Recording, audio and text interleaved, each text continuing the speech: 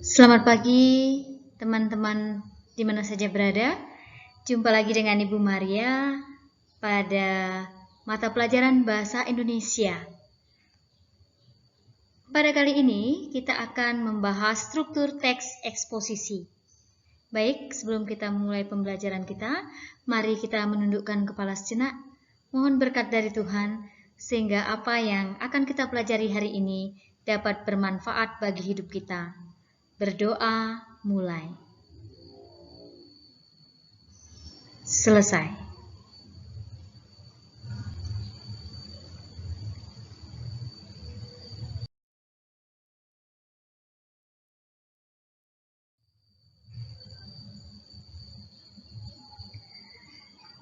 Yang menjadi tujuan pembelajaran kita hari ini yaitu pertama, kita dapat menjelaskan struktur teks eksposisi. Kemudian, kita dapat menelaah struktur teks eksposisi dalam teks yang disajikan.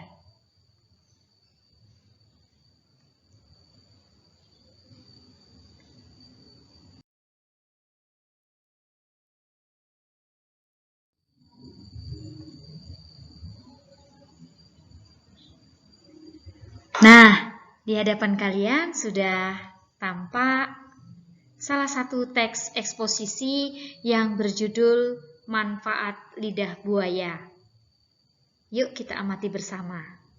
Apa saja yang terdapat dalam teks tersebut.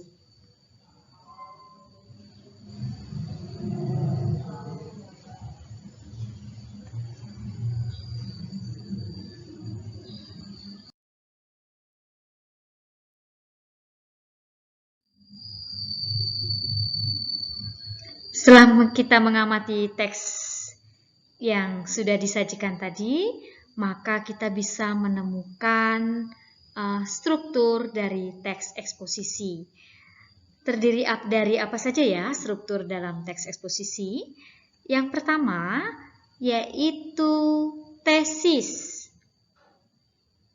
Di dalam tesis kita bisa menemukan isu, permasalahan, atau pandangan umum penulis tentang suatu topik yang terjadi di dalam masyarakat.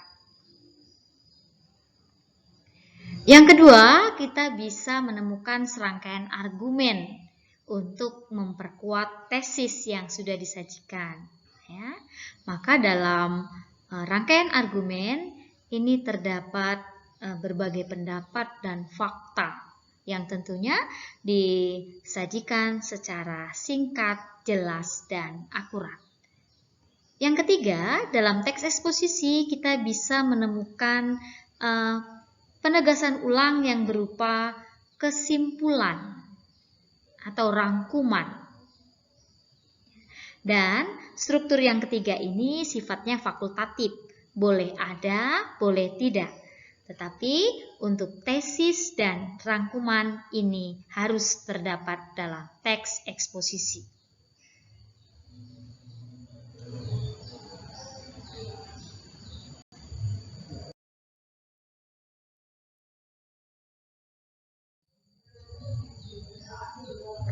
Sekarang kita akan lihat satu persatu mana yang termasuk bagian tesis. Pada teks di atas, ya, tesisnya berupa pendapat penulis.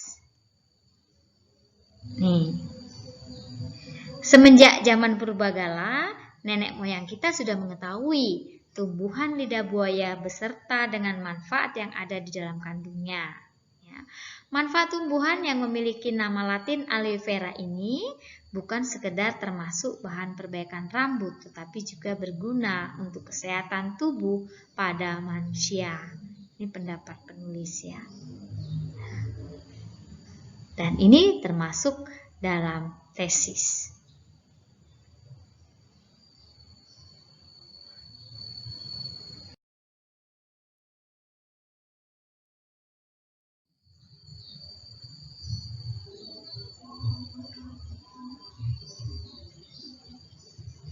Nah, untuk memperkuat tesis, maka diperlukanlah sebuah argumen. Yuk kita lihat apa saja argumen atau pendapat dan fakta yang bisa mendukung pernyataan tesis. Ya. Kalau tadi dijelaskan bahwa sudah sejak purbakala kita mengenal apa yang dimaksud dengan aloe vera atau keuntungan kelebihan kita menanam aloe vera, kemudian manfaatnya.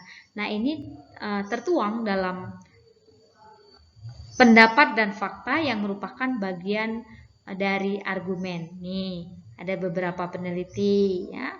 Kemudian disebutkan juga beberapa bagian tanaman aloe vera yang bisa diubah menjadi obat. Kemudian manfaat lidah buaya ya. Ini akan kandungan lendirnya itu bisa sebagai obat anti-inflamasi.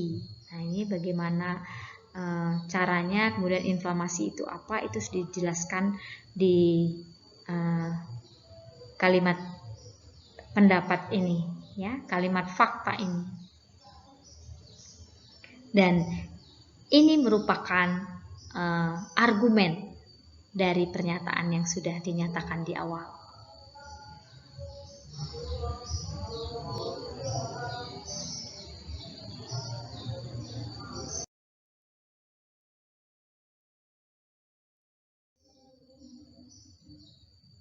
Nah, setelah mengetahui struktur dari teks eksposisi, sekarang silakan simak teks yang berjudul pendidikan ini, kemudian tentukan mana bagian tesis, mana bagian argumen, dan mana kesimpulan dari teks tersebut.